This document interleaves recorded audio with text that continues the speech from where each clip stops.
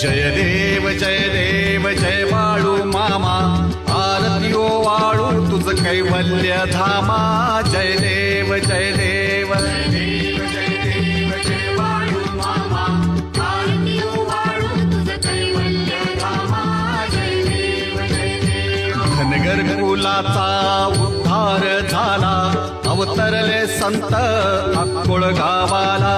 बालपणी त्यांनी चमत्कार केला, बस्तीचे दर्शन भोजन थाळीला. जय देव जय देव जय बाळू मामा, आरती ओ वाळू तुझ कैवल्य धामा.